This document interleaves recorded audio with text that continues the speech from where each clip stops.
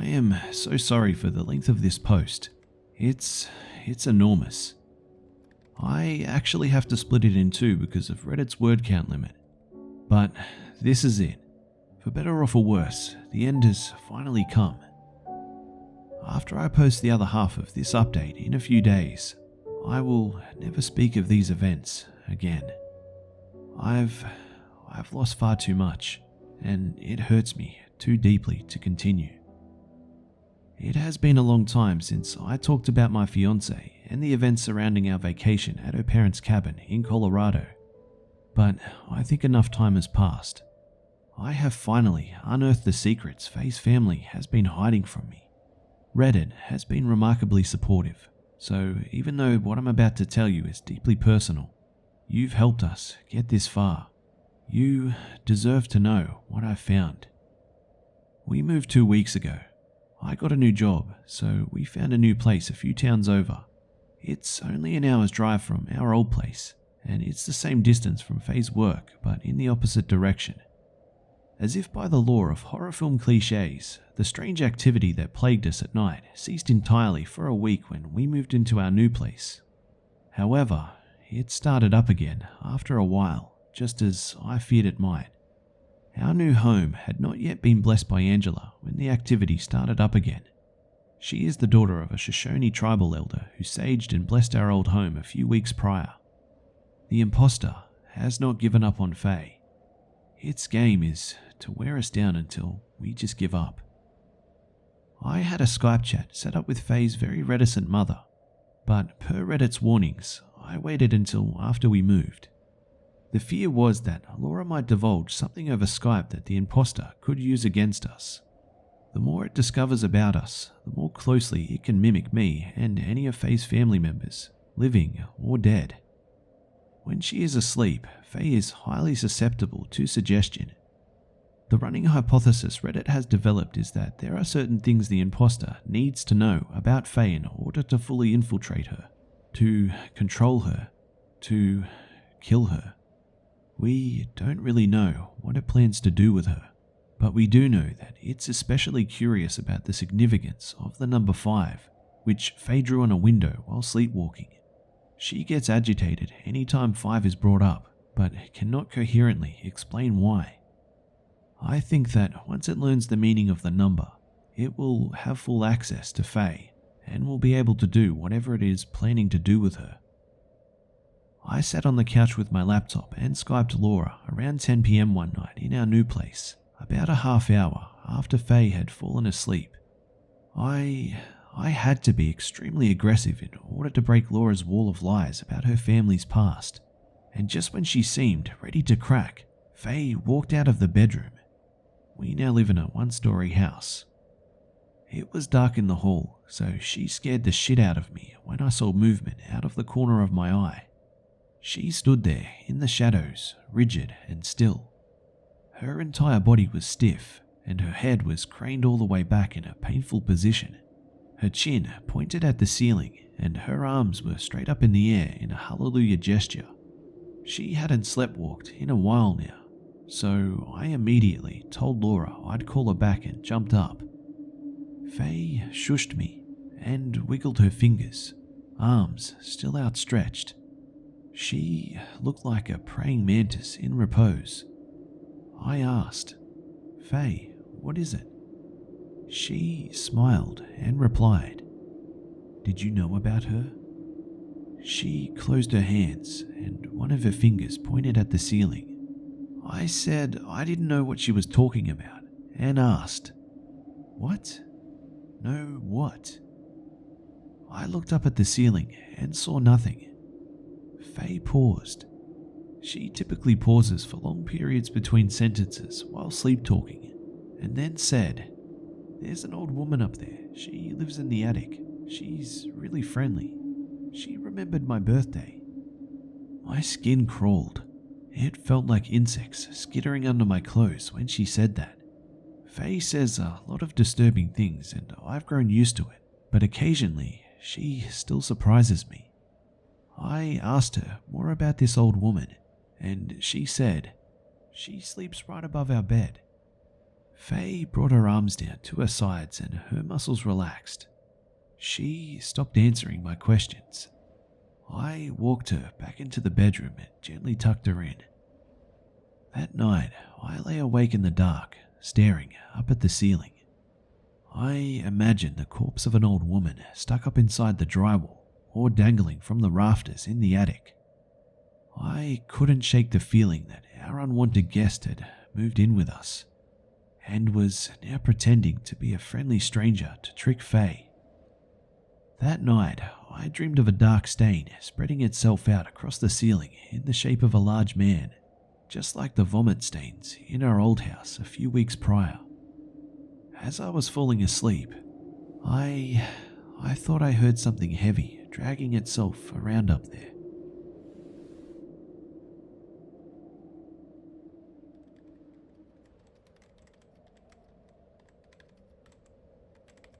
Laura called the following evening. Faye wasn't home from work yet, so we had a good hour-long conversation before things got uncomfortable. I had to spend a lot of time getting her back into that emotional space where she could open up about her daughter, and when she finally did, I was astonished. It felt like the first time Laura had ever told me the truth about anything. I don't have any proof that she was being honest, but I could hear it in her voice. It's true that Faye was 5 years old when she developed her unusual sleep disorder, but the number 5 doesn't symbolize that. It goes a lot deeper. As I mentioned before in a previous update, Faye's parents lied to me and told me that she'd been visiting the cabin in Pikes Peak regularly throughout her life until she was 13, and yet Faye claimed that she had never been there before, ever. In reality, Faye went there a few times as a child, but her last visit was at the age 5. She and her father Greg were outside building a snowman, but then Faye walked to the tree line and began speaking with someone that Greg could not see. She spoke her own name and said a few other things Greg couldn't hear, then had some sort of seizure and became catatonic. When she came to, she cried for hours. But there was apparently more to the story. Just as Faye got home from work and walked in the door, I heard Laura say, "A few months before that, I was pregnant." The second I covered the mouthpiece and said, "Hi, sweetie," Laura hung up the phone. I kept this revelation to myself for a while. Laura didn't return my calls after Faye went to bed, so I never found out what happened to her pregnancy. Did she have a miscarriage, an abortion? Did she give up the baby for adoption? Was it not Greg's child? Millions of questions swarmed my mind. I didn't sleep at all, and I could barely hide my thoughts from Faye. She knew that something was wrong. She's quite perceptive and can read me like a book. But I acted like I had a stomachache and went to bed. That night, I had an absolutely terrible dream, probably the worst one I've ever had. In it, an adult Faye attacked her pregnant mother.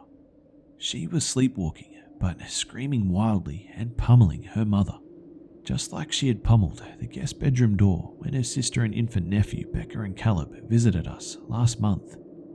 There was blood everywhere in the dream, and Faye ran off into the woods with the fetus.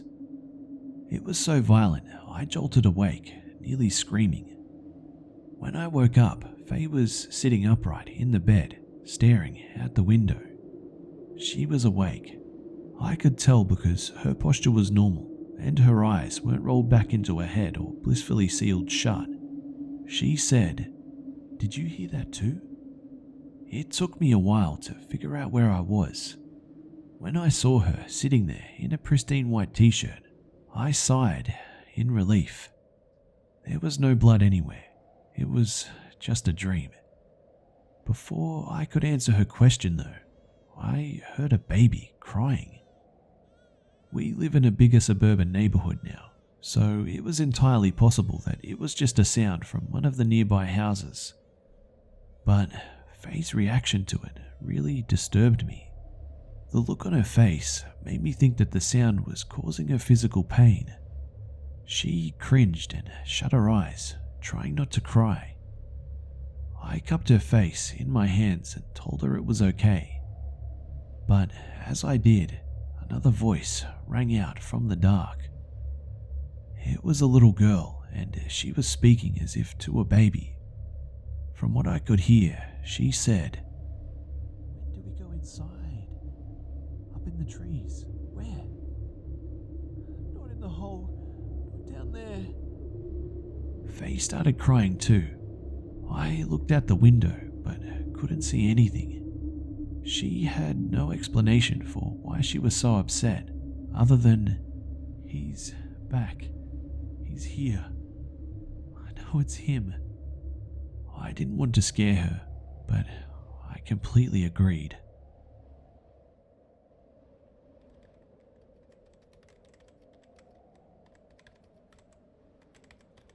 I had missed a call from Nathan the next morning when I woke up.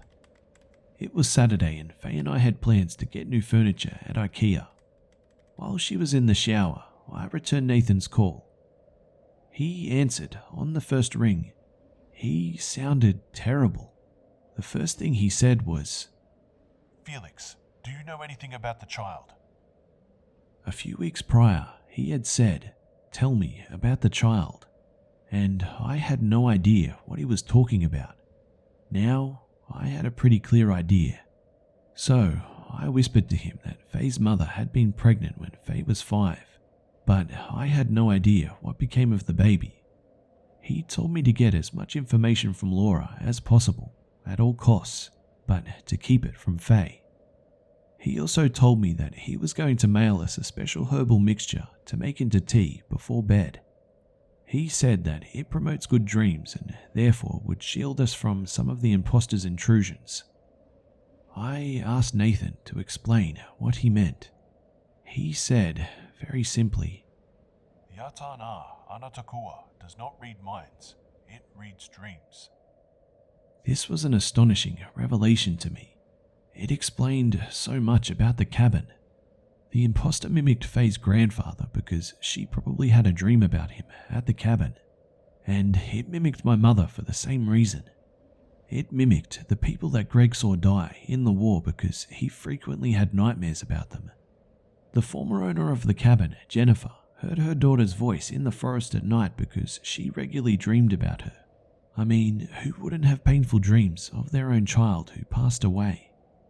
The creature mimics the people it learns about through the dreams of its victims and repeats them in the forest to coax those victims outside. It also listens to the things people say while they're awake. This is why we heard so many unrecognizable and familiar voices at the same time. Some of those voices belong to other victims. That thing wanders around in the dark, learning from its target, sharpening its skills, and pretending. That is how it hunts. So, since I was getting nearer to the significance of the number 5, the information the imposter so desperately sought, Faye was in greater danger. My own dreams could betray our safety. Nathan continued, and I'm just paraphrasing here because I can't remember everything verbatim. "Faye is the most fascinating person the imposter has ever encountered. Her dreams are mysterious to it. She is a puzzle to be solved. And most of all, when it speaks to her through her dreams, she speaks back. I guess you could say that it has a very dark fixation with her. Perhaps even love. A putrid form of it, anyway." It was true. Faye mirrored the imposter's darkness. When it looked into her, it didn't find all of the hopes and dreams and fears it saw in others. Instead, it saw a deep well of impenetrable blackness, and it knew that there was something hidden beneath it. Whatever it plans to do with the information it seeks, it knows that 5 is the light that will reveal the bottom of that well and everything inside it. Cold sweat matted every inch of my skin during this conversation. I pressed the phone, tied it to my ear so as not to miss a word. Why does it even need Faye to find the answer? her parents probably know what that number means too. Nathan said something in his native language, as though he was speaking to a person sitting in the room with him. Her parents haven't been to the cabin in a very long time. Its connection to them is weak. Maybe it can't keep hold of someone for very long if they aren't on the mountain. After all, Faye has had her sleep disorder since she first went to Pikes Peak. But as the years passed, this entity faded from her life. It only returned when she came back. I heard the shower turn off, the glass door slide open, and Faye began moving around the bathroom. I walked outside onto the patio and closed the door behind me. But what does it want, Nathan? I asked. I mean, once it learns everything it needs to, what does it plan to do? Nobody will give me a straight answer. Again, Nathan said something I couldn't understand. He was talking to someone else. Perhaps one of the elders of his community was with him. It is one of the old evils, he said. Our people have believed in them since the beginning. When a person dies, sometimes they become what do you call them? A wraith, a haunting. But these entities were here long before. So many horror films Faye and I had cheerfully watched came flooding into my mind. So like a demon, I said. I can't tell you how many movies I've seen where a family finds out that the ghost in their house is actually a demon, and for a few obscure reasons, that's much worse. I felt like I was about to be given that speech. Nathan cleared his throat. Well, no, not exactly.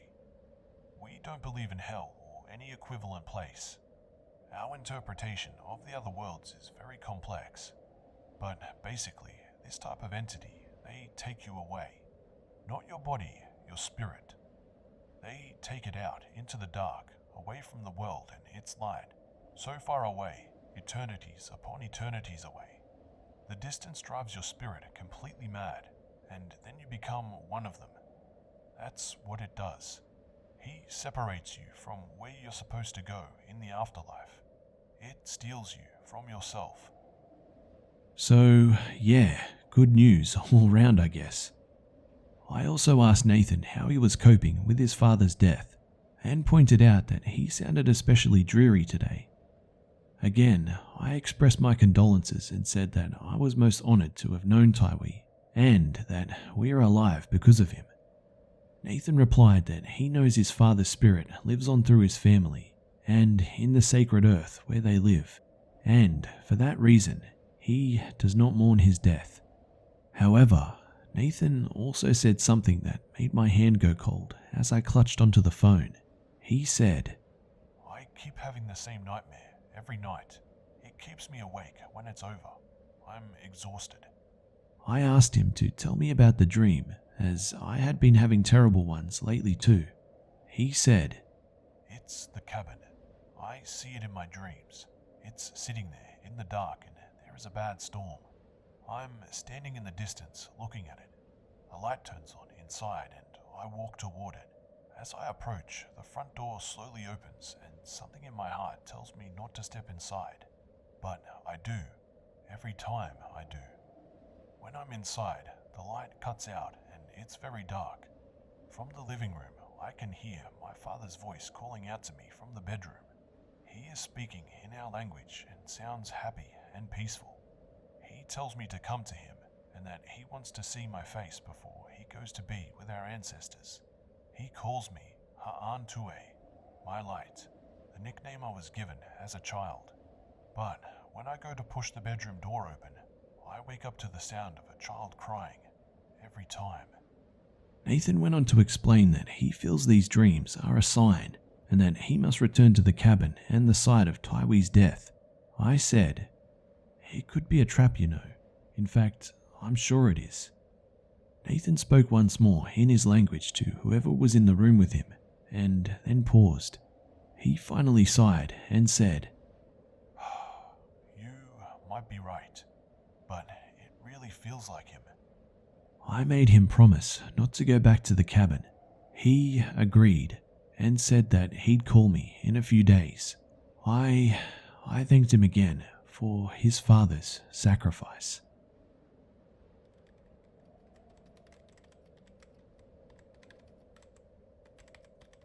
A few days passed in relative peace. Laura did not return my calls, and Becca, Faye's sister, did not return my texts. The standoffishness of this family drives me insane. When Faye and I got home from doing groceries one evening, a package had arrived in the mail. It contained the herbs Nathan had talked about, with instructions on how to make them into a tea. Not too much, read the little note. Faye brewed some of it up and drank it, and when she was finished, I jokingly told her, "Actually, we are sending you on a vision quest. This is going to be really intense." She was not amused. We both slept soundly that night. No bad dreams, no strange activity outside, no weird sounds. The next morning, there was a knock at the door, so light it only just woke me up. I'm the light-sleeping insomniac of the family.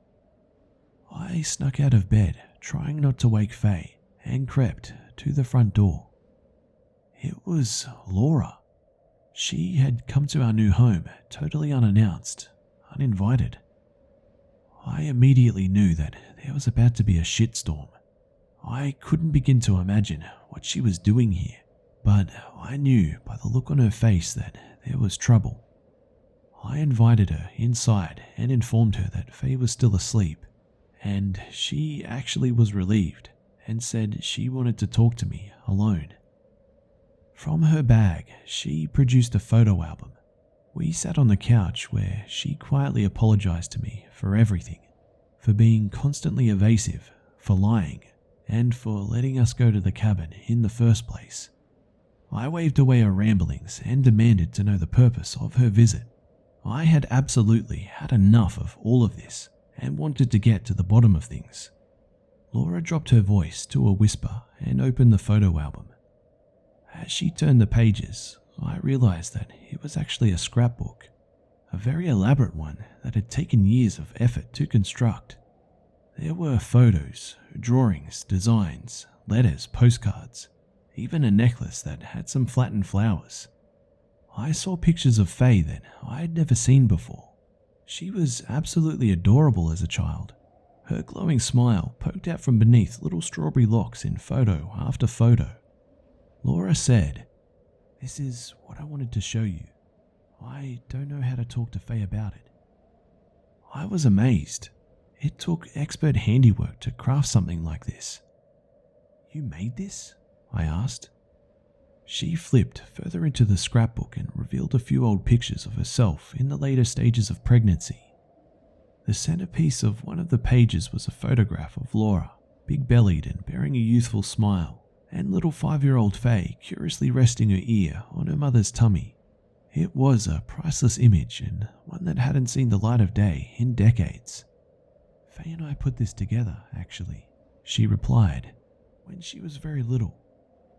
It made sense. Faye is one of the most talented arts and crafts hobbyists I've ever known. "So, what happened?" I asked. Laura looked over her shoulder and down the hall. She obviously feared Faye would wake up. "His name was Christopher," she said. Tears welled up in her eyes as she spoke. When she turned the page, there was a photo of Laura undergoing an ultrasound and giving a thumbs up. He was stillborn a little over a month before the due date. I had no idea what to say. I felt like saying that I'm sorry was just too empty, so instead I just remained silent. "Placenta abruption," she continued. "It's rare, but it happens." She scooted closer to me on the couch and set the scrapbook on my lap, then grabbed my wrist. She said, "Felix, Faye doesn't remember any of this. We've never, ever spoken of it." I asked how this could be possible, given that she was certainly old enough to remember an event like this. Laura explained that the emergency occurred while Greg was out with the girls. The paramedics rushed Laura to the hospital, but the baby couldn't be saved. When she and Greg finally decided to break the news to their daughters that Christopher had died, Becca was heartbroken, but Faye did not react. It was as if what they were telling her simply didn't register. Laura would say, "Do you understand that Christopher is never coming home?" And Faye would respond, "Yes, Mummy," with a blank expression. This went on for weeks. Faye would occasionally ask about Christopher as if he'd be visiting soon, and then suddenly she'd not remember anything about him, as if he never existed. She began to act out at school and would throw violent tantrums for no reason. A child psychologist warned that Faye was not handling the situation well, so Laura and Greg decided to spend several days up at the cabin with the girls in hopes of separating little Faye's mind from the heavy event. And that's when it happened. Whatever it is that lives in the forest up there, up in the trees or down in the hole, took notice of Faye. It wanted to learn more, but her little brain shut down in terror when it got too close. Laura said, "After that day, Faye never spoke of Christopher again, and seems completely unaware that he even existed." Quite suddenly, Faye's voice erupted from behind us. She was standing in the hallway, perhaps for a long time. I slammed shut the scrapbook. The air went out of the room. There was an agonizingly long moment of stillness, during which all of us exchanged surprised looks. "What's that?" she finally asked, pointing to the scrapbook on my lap. I was useless, a deer in the headlights. Laura got up and got between me and Faye, giving her a hug and asking how she was feeling. She said that they needed to talk, but Faye pushed her aside and walked over to the couch. Her fiery eyes looked onto the scrapbook and didn't blink. She reached down and opened it. The page she revealed had a colourful cutout of the number 5. It was one of the final pages of the book. Her jaw trembled and tears instantly welled in her eyes.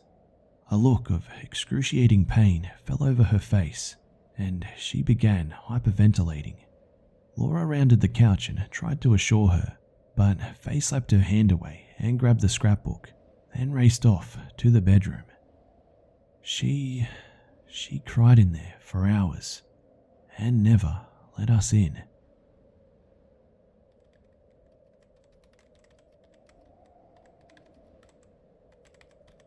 I spent the rest of the day alone.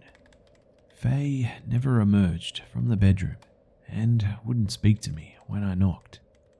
So I played Overwatch to distract myself from the horrible knots of stress in my stomach, meanwhile texting with my best friends Richard and Jason regarding the new developments.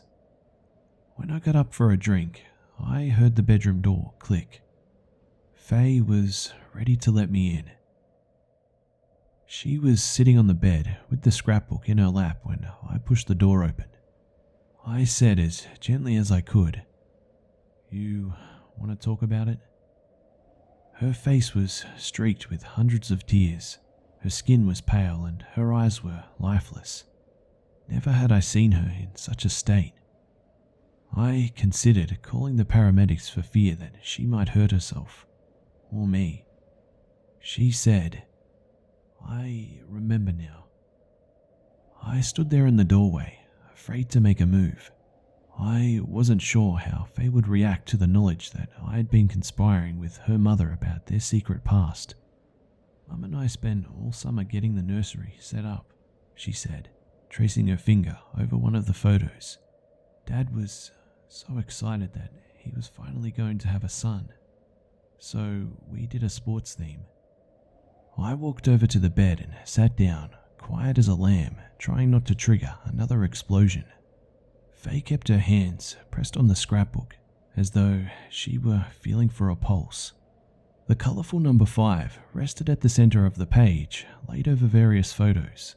In one, there was a baseball mural painted on a wall with 5 players, and in another, a toddler onesie in the design of a basketball jersey.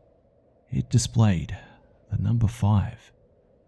Faye started crying again and choked out, "Christopher was going to be the 5th member of our family. We talked for a long time. Mostly, Faye talked. I just quietly watched her face in awe as a deluge of ancient memories flooded her mind. Sometimes, she could barely speak. Other times, she shook her head and said it was all a dream. Her denial rose and fell in waves, and she grasped at all the faded images in her head and tried to describe them to me with great strain. A tomb had been unearthed, and Faye was excavating it, despite the pain it wrought on her. All I could do was hold her hand through it.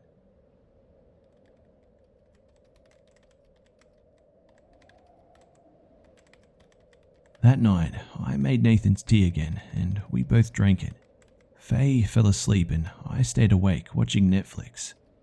Just as I was about to shut off the computer, I heard rustling outside, and then the voice of a little girl. She said, "It's Faye. I can't see you. Who are you?" I walked down the hall and peered out the blinds in the living room. A dark figure walked right past the window, scaring me half to death. It came from our backyard and no doubt had been standing beside our bedroom window. I ran down the hall and grabbed my shoes, then bolted to the door and looked around the property.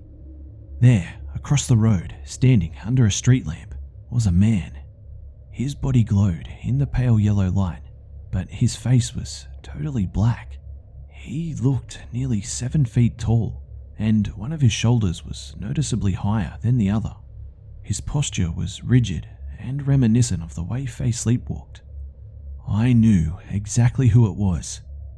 I can't explain what prompted me to run after him, but I wanted to grab this thing by the neck and beat it to death with my bare hands. Perhaps it was because I was so tired my fear instinct hadn't kicked in yet, or perhaps I had just had enough. But instead of clawing me to death right there in the street, the figure turned and ran. I chased after him, screaming at the top of my lungs to stay the fuck away from my family and my house. The thing moved very fast, but limped with a freakish gait. My mind envisioned a rail-thin creature made of oily black parts, stretching on the costume of a human and graciously lurching around in it. This thing was not a person. Its movements were animalistic. Its strides were far too long. Its breath wheezed the air like an antique accordion, and the stench that dragged behind it singed my nose. It smelt like wildfire. "No woods for you to fuck around in out here," I screamed. Lights flicked on in the house all around me as I chased the figure. It practically galloped and was always 20 feet ahead of me. I chased it down for 2 blocks. It rounded a few turns and finally bounded over a chain link fence into the community park, where there were no lights. I couldn't see a damn thing, so I had to run all the way around the other side to get in. The only thing I could see was a silhouette. The figure stood there in the empty field, shrouded in the night, gazing up at the moon. The silver outline of its body indicated that it was facing away from me. One of its hands twitched wildly. The other was gnarled up like driftwood. The sight of it out here, so far from help, unnerved me. I approached it still, committed to ending this nightmare tonight, one way or the other.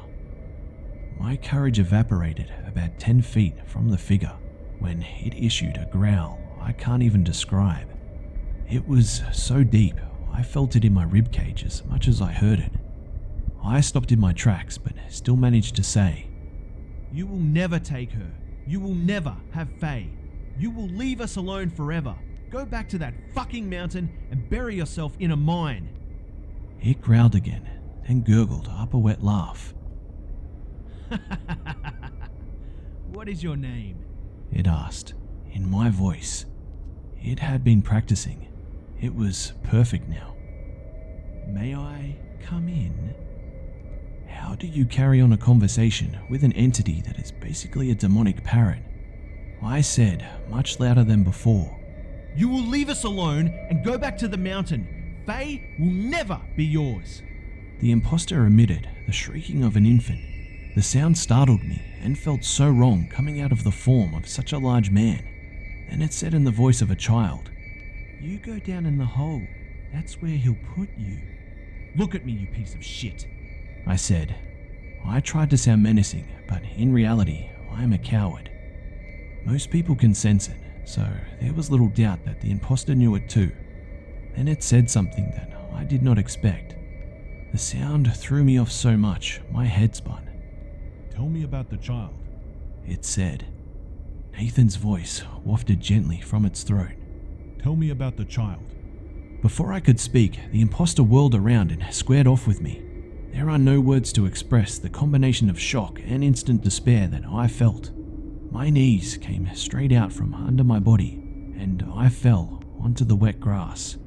Staring down at me, boring into me with lidless eyes, was the face of Nathan, my friend, my protector, the son of a man who had given his life to help me. Now his skin was hard and bruised, his scalp flayed, his eyes tormented. He'd been stretched over a skull that didn't quite fit, and a body that rattled with loose, collected bones. A slimy black liquid dribbled down the arms. Perhaps it was blood. It was too dark to tell. It spoke a phrase in the language of Nathan's people, the same one Nathan had uttered over the phone last month that made us sick, and I began vomiting profusely as I lay there on the ground. Tell me about the child. It said once more, then smiled. The lips spread and stretched in an expression of malevolent joy, bearing the rotten maw of a long-dead wolf. Nathan's calm voice seeped out of it. Let me speak to the one who followed you home. I gasped for air, but couldn't command my body to move. The creature took a few steps toward me, and I slammed shut my eyes, expecting to feel those hideous fangs in my neck. Instead, I heard its footsteps approach, and then recede, in the opposite direction. When I opened my eyes, the imposter had stepped over me, and was walking away. It was already in the distance, moving quickly, back toward my neighborhood, toward my house. Followed you home, it repeated, voice echoing in the cold night air. Followed you home. Followed you home.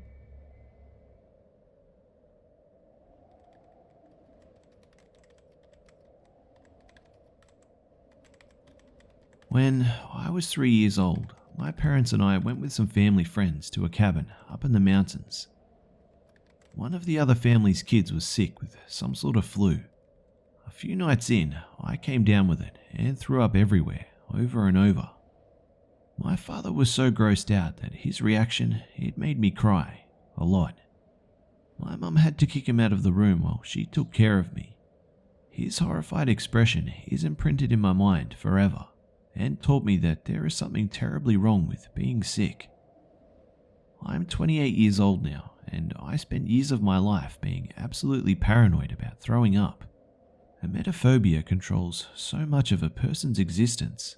It makes you afraid to share someone's drink, afraid to eat without washing your hands, afraid to get on a roller coaster, afraid to fly in planes, afraid to try new things.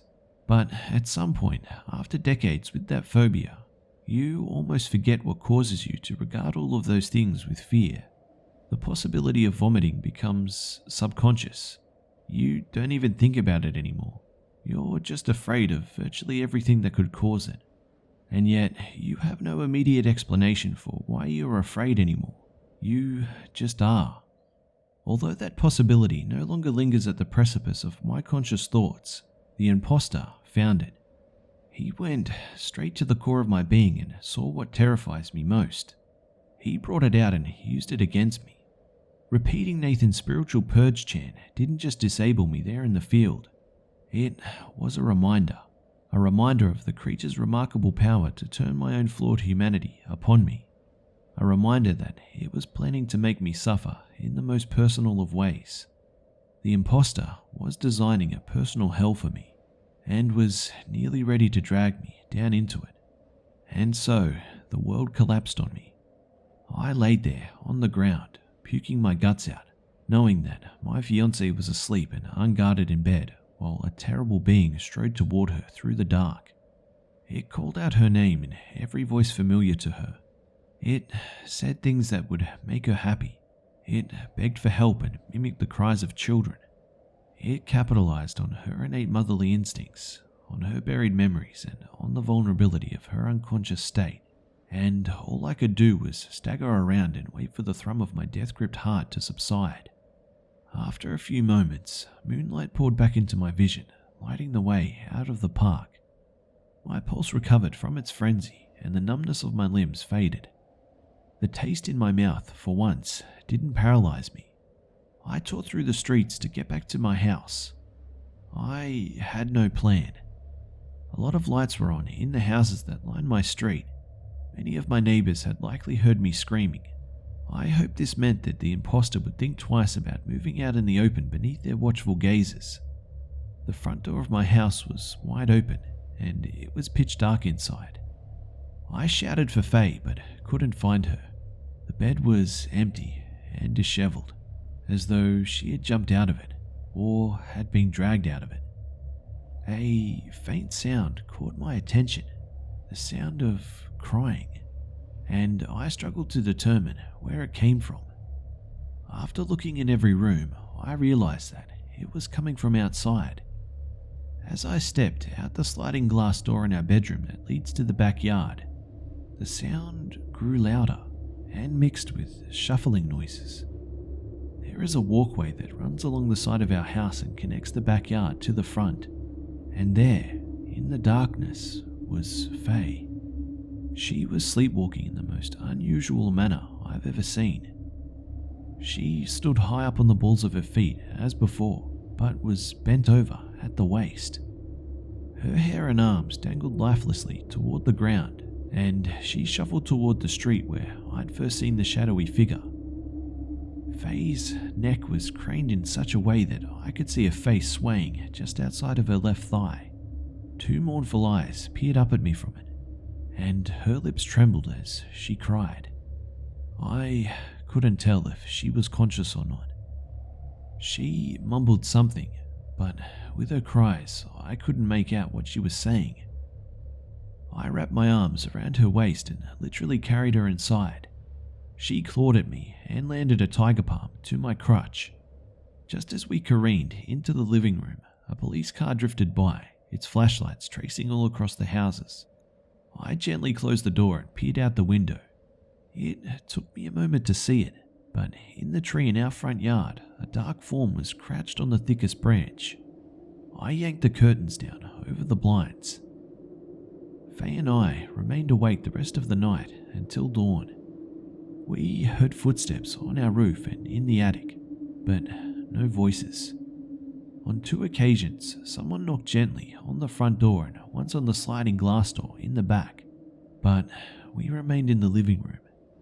We communicated only through pen and paper and prevented each other from nodding off and dreaming about the scrapbook or about Christopher. The last thing she wrote was, "Got an idea, explain tomorrow." At about 6 a.m, my cell phone buzzed on the table. All had been quiet for a few hours now, and Faye and I were almost done with the second Lord of the Rings movie.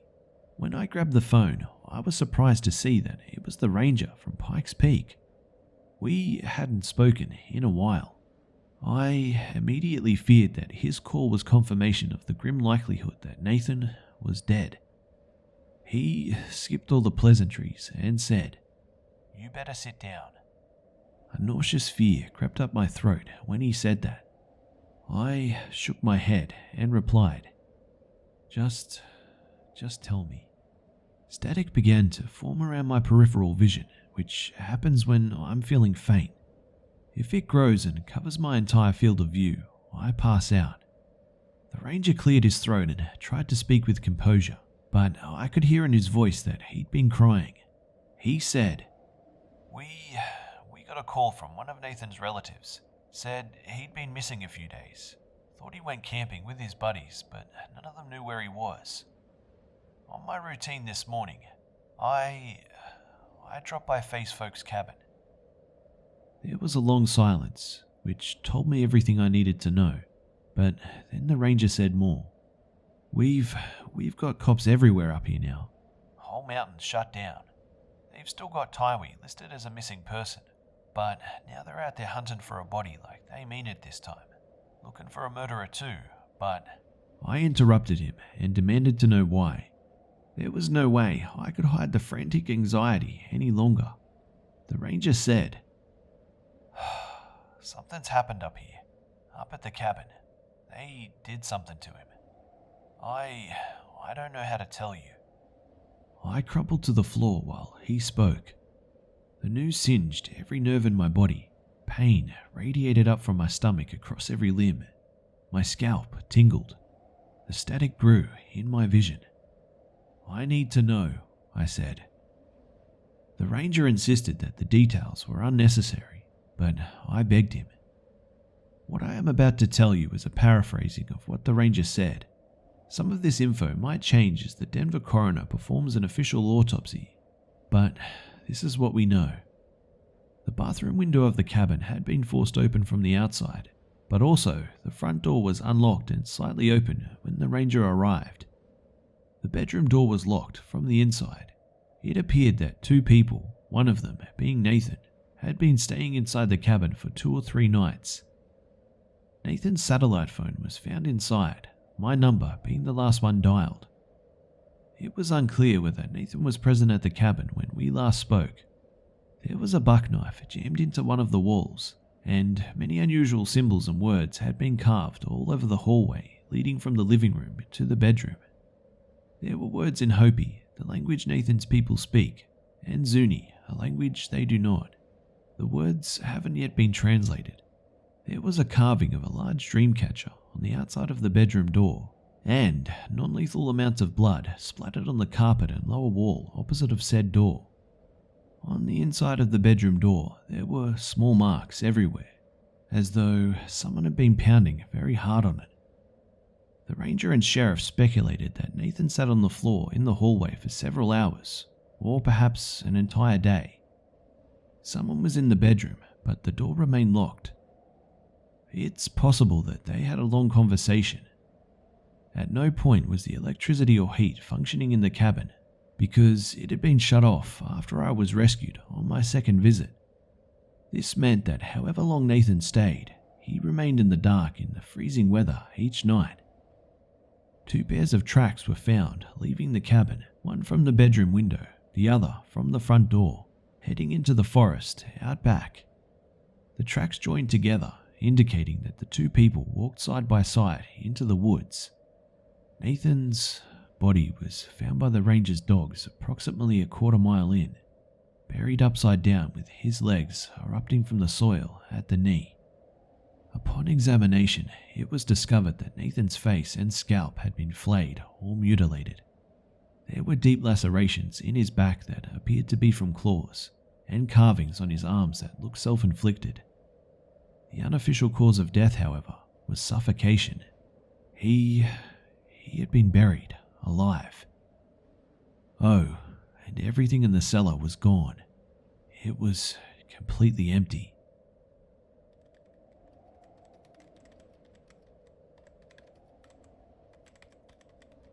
I've never come so close to ending my own life. The guilt and horror I felt at hearing the ranger's words are still ineffable, so I won't bother trying to document them. Somehow, I convinced myself that there would be a time for grieving in the future, and even for acts of penance. But right now, I needed to focus on Faye. After all, she might end up just like Nathan and Tywee if we don't figure out what to do. A few days passed with no strange activity beyond a voice here and there. I was hesitant to let Faye sleep for fear that she would dream of her little brother and give the imposter what it sought. But she explained to me her idea, a plan to get rid of this creature once and for all. And for the first time in months, I actually felt a glimmer of hope. We kept drinking Nathan's tea after concluding that it was doing no discernible harm, and Faye spent the days furiously drawing, journaling, and texting with her mum and sister. I called Angela, the Shoshone woman, and requested that she come visit us with her hypnotist friend to speak with Faye again, and to bless our new house. I also made as large a donation I could afford to Tywee and Nathan's community to help cover the cost of their funeral ceremonies. In my spare time in the evenings, I wrote a letter for both of them, and I intend to read it at their place of burial someday. Each night, Faye went to bed crying. She had definitely entered some kind of mourning process, long delayed by years of denial, and I now bore witness to the lifelong impact of her loss. Never have I seen a human in so much pain, but Faye assured me that she would be all right, and that I should have faith in her. I silently obliged because I trust her more than anyone in the world. She knows herself, and I put my faith in that. One night, I snuck into the bedroom and retrieved Faye's drawings. She had produced several pictures of her own nightmares, of memories from her childhood, and of a young man that looked like her. I believe that he is Christopher, or at least how Faye imagines he might look like had he survived and grown up. She wrote all kinds of things around the drawings, mostly detailed descriptions of the images, sometimes stories from when she was young, and wrote her brother's name dozens of times. She even drew a family portrait that included herself at age 5 holding a smiling baby.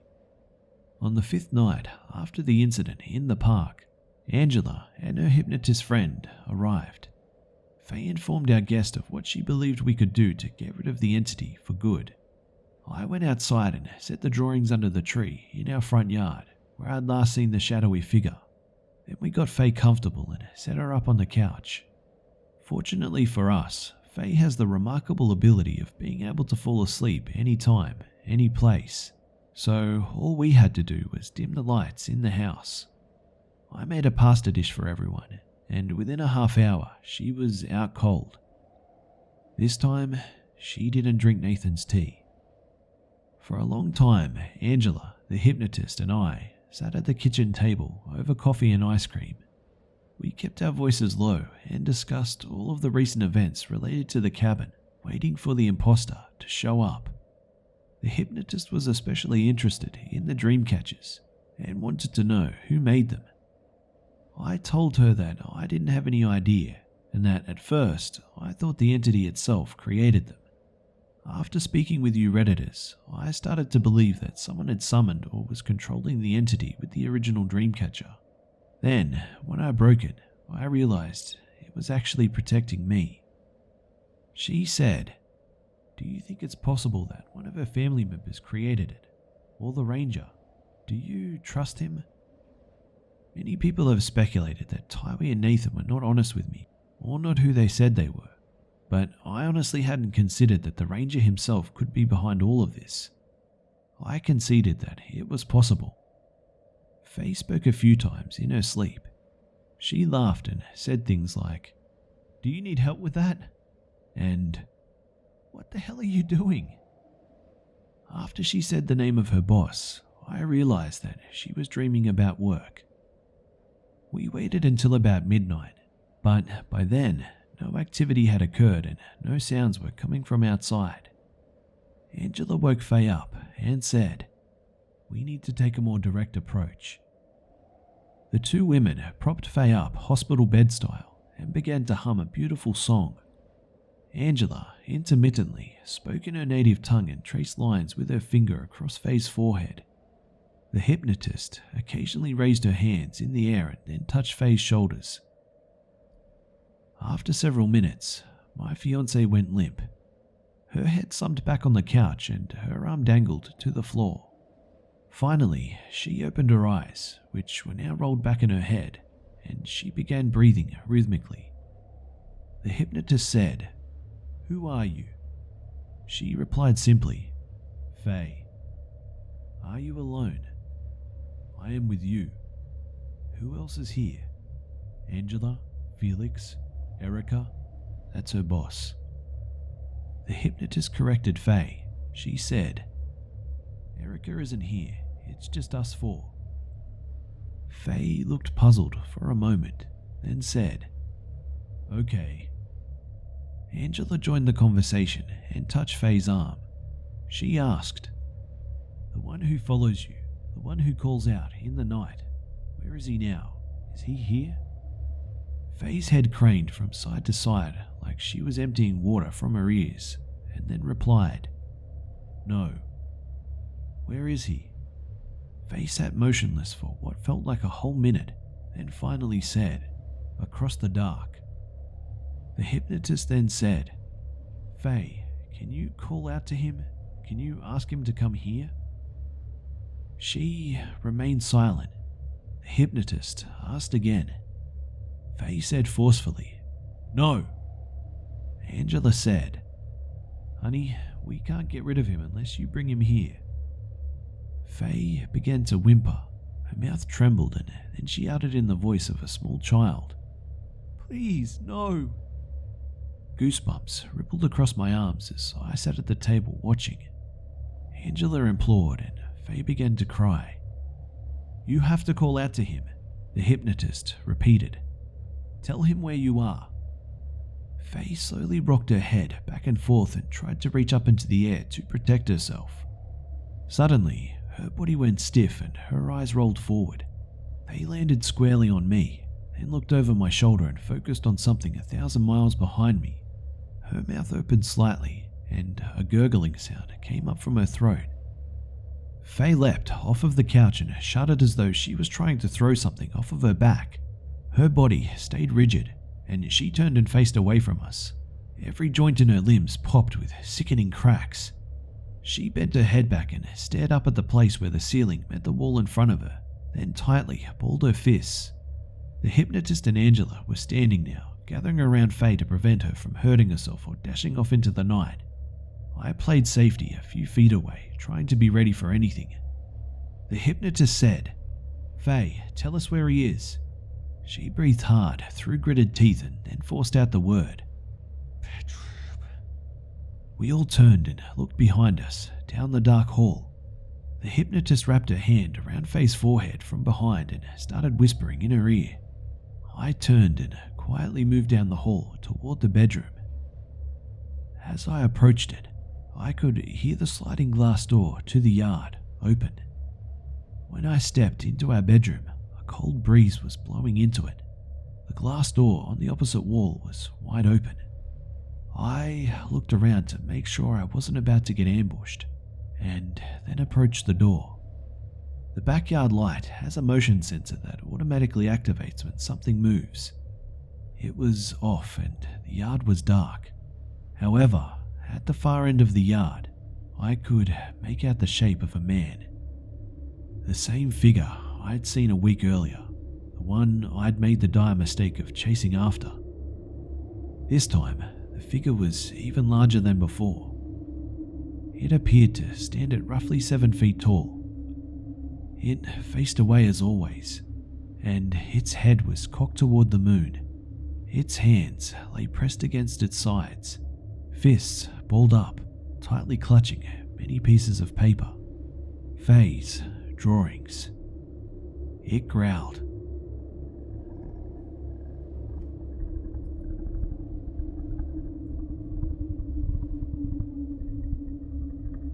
I slid the door shut as fast as I could and locked it, then raced back to the living room. Faye was now sitting on the couch, head still craned up toward the ceiling, with Angela and the hypnotist speaking to her. They implored her to wake up, but it seemed as though she was struggling to return. Outside, a voice howled. It sounded like a little girl crying out for her mother. Another voice erupted, Laura's, shouting, "Greg, we need to take her to a hospital." Faye began to convulse, so the two women clutched her tightly and begged her to wake up. An infant began to shriek in the yard, and then it slowly moved down the side of the house to the front door. There was a loud, slow knock, followed by more voices. The knock repeated over and over. Becca's voice called out from behind the door, "Faye, where are you? Help me, please." At last, Faye sucked in a huge breath and leaned back on the couch. Her head turned to a normal position and she stood up, frantically trying to collect herself. The pounding on the door grew louder, and the voices began to overlap as though several people were standing in front of our house crying out in the night. She said breathlessly, "It's here. It's here," and looked at me. In Faye's eyes, I saw uncertainty, and terror, mirrors of my own state. But then a look of conviction fell over her face. The fear seemed to evaporate right off of it. A man began to cry just outside the door. It said in Greg's voice, He was my child too, Laura. My son. Did you think a weekend in the damn mountains would make me forget? Faye gasped. His words were so perfectly clear that I nearly believed he was on the other side of the door. Don't you fucking dare. Laura's voice shouted. Just let her forget. Let her forget. This doesn't have to be her burden too. Faye burst into tears and wobbled to the door. She rested her face against it and reached for the knob.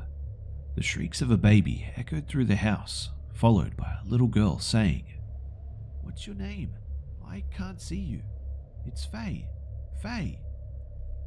I watched my fiancée collapse to the floor in despair. Angela and the hypnotist took a step forward, but Faye put her hand in the air to hold them. She sat on the ground, leaned her back against the door and brushed the strawberry locks out of her face. The door knocked again.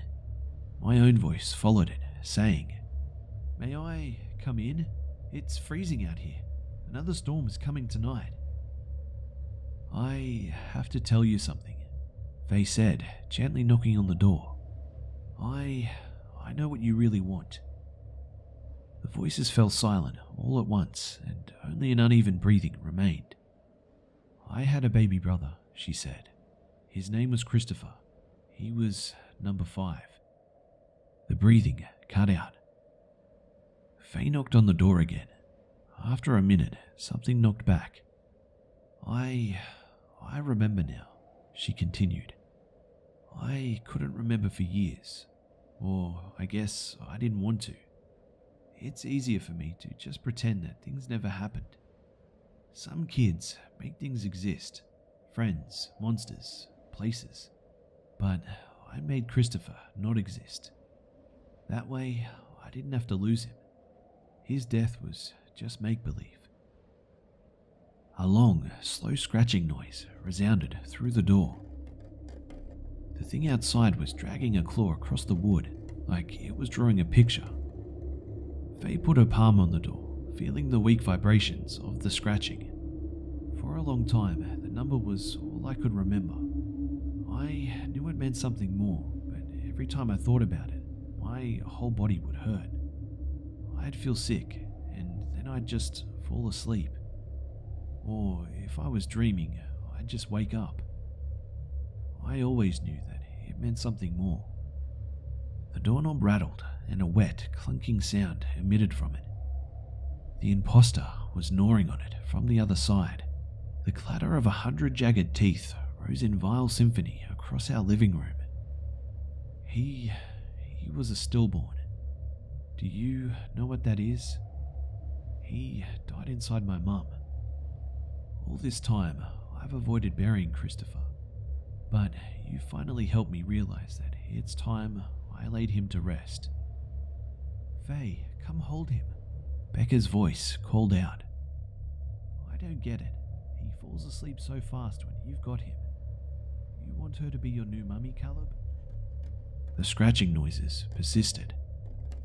Faye wiped tears out of her eyes and took a deep breath. Now you know everything I wanted you to know. A chorus of voices rang out in the night. An infant screamed, a toddler cried. Greg and Laura and Becca and Tywee and Nathan and the ranger all spoke at once. Decades of pain washed through the door. Words of anguish and sorrowful cries drowned out all other sounds in the room. Angela, the hypnotist, and I exchanged terrified glances. But Faye remained motionless at the door, staring up into my eyes. She didn't blink. The knocking on the door swelled to violent pounding. The entity used every possible trick it could. It tried to hit her right where the wounds were fresh, and tried to tear open the older scars, but Faye never budged. She held her ground emotionally, and never took her eyes off of me. They were filled with a knowing calm, as if to say, enough. When the imposter got no response, it stomped from the front door to the nearby window. It towered over us and blocked out the moonlight that lit up the drapes. A huge shadow fell across Faye as she sat there, unmoved. Faye's lips quivered, but she said nothing. A titanic scream erupted from the creature, and it slapped the glass with an open hand. The sounds shook our home and struck a lightning bolt of terror into the pit of my stomach. But Faye did not react. She didn't even flinch. Then the entity said something I did not expect. Instead of assuming the voice of someone we knew, it spoke in several I did not recognize. It spoke only one labored sentence, but each word was uttered with a different tongue. I walked 1,000 years Across the dark. to find you. A small part of me wanted to run away screaming, but I was so afraid my legs wouldn't even move. The finality, the longing of what it said was incomprehensibly dreary. I totally lost my nerve. That moment, another thing even less expected happened. The shadow receded from the window, coloring Faye's face silver with the dim kiss of moonlight. Sullen footsteps lurched across our yard and vanished into the backdrop of cricket songs. After a while, we were alone. All three of us looked down at Faye. A relieved smile spread across her face. She wasn't crying anymore.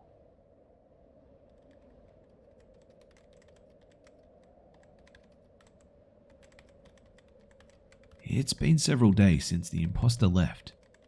It returned once, only to sing the morose lullaby, Sol mi ardu, I'm a naked soul. Faye slept through it entirely. I didn't mention it to her. My fiancée has been sleeping well since that night. She hasn't talked at all, and certainly hasn't sleptwalked. In fact, she hasn't even really been tossing and turning like she normally does. It's as if a dreadful weight was lifted from her shoulders. During the day, she cries, she cuddles with me and talks about her childhood. She Skypes with her mum and sisters. They cry too. I have shed many tears with her and for her loss, but I understand now what she did. Faye never dreamed of Christopher, only of the number 5. As a child, she repressed the memory and pain of his death and thus forgot about him. That number became the lockbox in which he was hidden. It was the coffin she buried him in, and she buried him so deep within herself, she couldn't even remember him in her nightmares. That is why the entity never fully understood what she was hiding, and that is why it never gained full access to her. Faye's lifelong sleep disturbances were her mind's attempts at keeping that welling pain repressed. But by talking in her sleep, she invited dark attention to herself. If you speak long enough into the void, someone is bound to start listening. Someone, or something, heard Faye's pain and saw it as a weakness. It saw those cracks in her heart as a passage into her soul, and so it chose her. The imposter became transfixed with my fiancée, not because she was an easy target, but because she was a monolithic puzzle box of torment, a challenge, a worthy opponent. I remarked earlier on these stories that one of the things I love most about Faye is her intelligence. She has an artistic creativity that allows her to see things in ways I don't. She realized that the imposter knew it could tug on her puppet strings by delving into the darkest parts of her mind.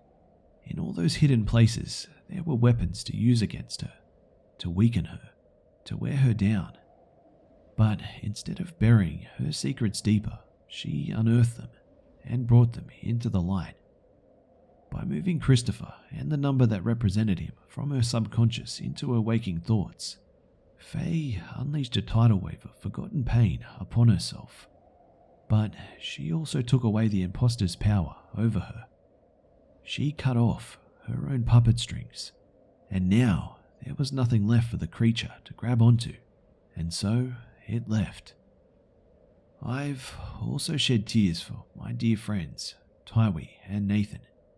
Perhaps I can never convey the warmth of their personalities and the sincerity of their hearts, but I trusted them entirely, and do not believe that they had anything to do with the foul thing that stalked my fiancée for all these years.